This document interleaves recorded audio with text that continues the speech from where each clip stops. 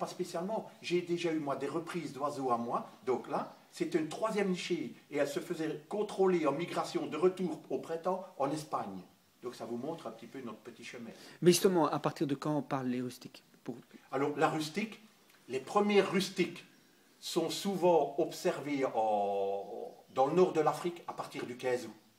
Ah, mais comment? Donc ça ne traînera pas. Et les dernières dernières? Et alors les dernières, celles qui ont élevé par exemple une deuxième nichée tardive ou une troisième nichée, parce que ça ne m'étonnerait pas que cette année, comme elles ont été tôt, qu'on aurait quelques troisièmes nichées. Et c'est pour ça que je vais contrôler ça. Et jusque quand? Jusqu'à quelle période? Alors j'en ai déjà moi bagué à la mi-septembre. Ah, mi-septembre. À la mi-septembre, je bague des jeunes de 10-12 jours. Mais là, il y a un risque pour elles. Ah, il y a quand même un risque. Mais si l'arrière-saison est potable, ils ne vont pas traîner dans notre région, les jeunes, quand ils vont sortir. Les parents vont encore les accompagner, ils ne vont pas traîner, ils vont voler, ils vont leur apprendre à chasser, et puis à un moment donné, ils ne traîneront plus. Ils vont commencer une migration progressive, en allant tout doucement avec leurs jeunes. Et lorsqu'ils auront fait 500 km, et qu'ils seront du côté de Lyon, ou 700-800 km dans le sud de la France, comme je dis toujours, il fait une écharpe meilleure, donc ils sont déjà pratiquement sauvés. Mais alors ces troisième nichés, là, tardifs, là, au printemps de l'année prochaine, la pulsion pour se reproduire n'est pas là, ils sont trop jeunes. Et alors ce sont des oiseaux qui peuvent revenir tout comme ça dans le courant du mois de juin, mi-juillet. Les rustiques continuent à arriver aussi? Oui, les tardifs, je vais dire. Les tardifs. Cette année-ci, nous avons eu un très beau mois. Et bien, j'ai parlé avec plusieurs, donc j'ai eu plusieurs nids tardifs. Donc j'ai eu mes hâtifs, début mai, d'accord, mes jeunes. Et puis j'ai eu un trou. Et puis alors, là, quand je parlais aux fermiers, il n'y a pas longtemps qu'elle vient de revenir. Mais si on fait attention, nous avons eu un beau printemps, nous autres. Oui, mais le mauvais temps, il était où? Il était dans le sud de l'Europe, dans la France. Et alors, beaucoup des oiseaux sont restés bloqués. Oui, on a parlé des martinets, qu'ils étaient beaucoup plus en retard cette année. Voilà. Ça, je suis. Et après, ils ne comprenaient pas pourquoi ils n'étaient pas encore arrivés. Et c'est dû en Espagne qui faisait très mauvais. Ils étaient bloqués. Et après, ils sont arrivés d'un coup. Et alors, probablement que quelques hirondelles de cheminée, qui n'étaient pas pressés, puisque c'est des oiseaux tardifs de 2010, se sont dit on va remonter progressivement. Et il y en a qui sont entrés dans leur première nichée maintenant. C'est pour ça que c'est très dur de faire un recensement. Tout à fait. C'est très dur de faire un recensement. Donc, il faut être régulier, simplement. Il faut passer régulièrement. Je suis venu, monsieur était encore mardi, ici dernière. Monsieur était encore mardi, je suis venu baguer quelques nids, d'accord. Et puis je reviens. Voilà, ici j'ai un plan. Sinon, tout ici, quand je vais commencer, ici c'est mon premier plan comme ça. Mais voilà ici, je fais un plan avec tous les nids. Et dans les autres fermes où je visite, j'ai un livre. Et toutes les étapes sont notées avec le numéro de nid. Et alors je reviens, et des fois je dois retourner pour un nid. Ça, quand on veut faire un suivi, comme je dis, il vaut mieux de le faire comme il faut, si on veut avoir quelque chose de vraiment fiable.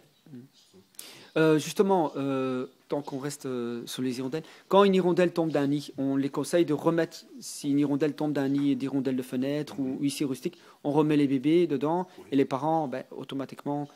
Il faut s'en occuper.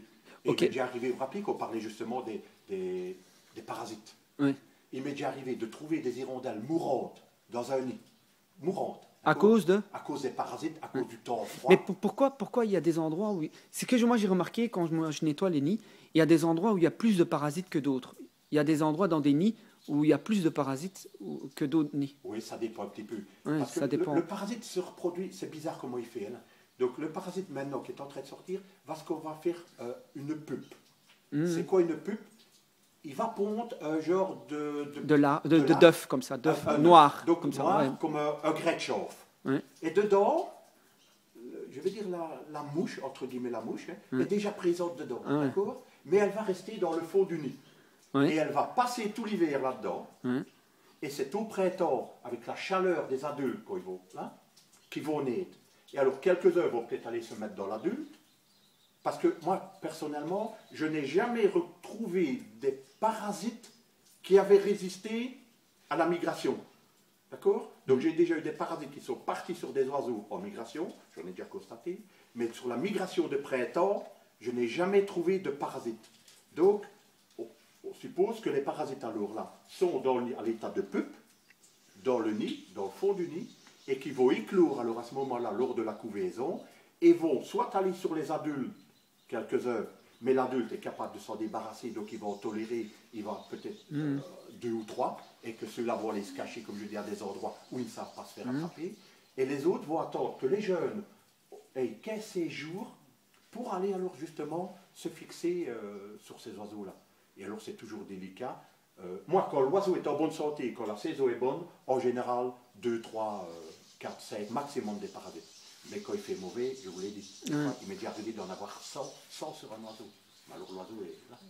Et alors, comme je le disais, il m'est déjà arrivé alors de prendre des oiseaux, de les réchauffer, de les mettre dans la voiture avec le chauffage, et un quart d'heure après, et puis et alors de le redéposer dans un nid, parce que l'oiseau n'a pratiquement pas d'odorat, d'accord? Donc, il sait maintenant, si ça changerait, si je dérangerais l'oiseau, c'est fou, ça. Au moment où il fait plus froid, les oiseaux sont affaiblis, ces parasites se concentrent sur vraiment, c'est fou. On va dire presque pour sucer et prendre l'oiseau avant que l'oiseau ne meure, quoi. Hein, ils vont vraiment. Est-ce que les hirondelles, s'il y a des morts dans les nids, s'il y a des morts, des pertes et tout, est-ce que les parents éjectent les bébés? Oui. Ça, je l'ai déjà remarqué. Ça. Ils éjectent les bébés des nids? Les bébés, ils font le nettoyage et tout ça. Et dans les hirondelles de fenêtre aussi? Oui, je pense aussi. Ils éjectent aussi les nids? Parce que sinon, alors, vous risquez de ne pas avoir beaucoup de nichés. Parce que sinon, alors, ce serait vraiment un nid à insectes. Hein. Alors maintenant, si ce sont des gros jeunes à l'envol qui sont là, ben, l'année ils vont, je vais dire, sécher là.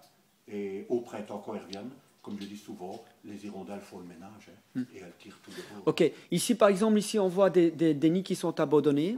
Oui. Est-ce que c'est possible que ces hirondelles, elles sont sûrement mortes ou en migration ou peut-être? Oui. Mais non, pourquoi est-ce qu'il y en a qui construisent des nouveaux nids ailleurs et pourquoi ils ne vont pas dans ce genre de nid? Alors, parce qu'on en a parlé tout à l'heure, il arrive même des fois. Donc, une hirondelle, c'est en train de faire une première nichée là, n'attend pas d'avoir le nid vide, recommence déjà un deuxième là à côté, alors qu'il y en a des fois 3 ou 4. Ouais. Maintenant, rappelez-vous ce qu'on a dit.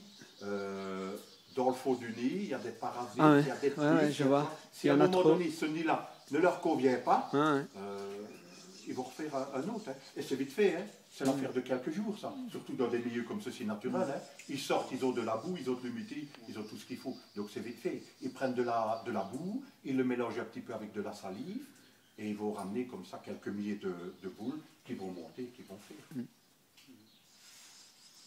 Je voudrais témoigner, si je peux, au niveau des insectes. Je parlais tantôt que les hirondelles mangent beaucoup d'insectes. C'est que moi, je ne vois pas l'utilité d'utiliser des insecticides sur les bêtes, puisque les hirondelles sont là pour en manger un maximum.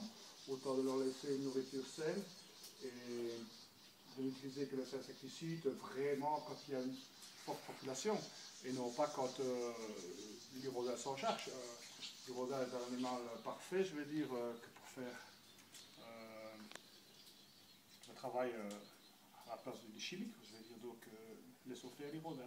Elle est capable de gérer tout ça. Elle gère ça elle-même, oui. Regardez. Oh là, vous avez vu là sur la fenêtre? Vous n'avez pas vu, monsieur? Oui, j'ai vu. Et il y avait une mouche qui est venue, qui était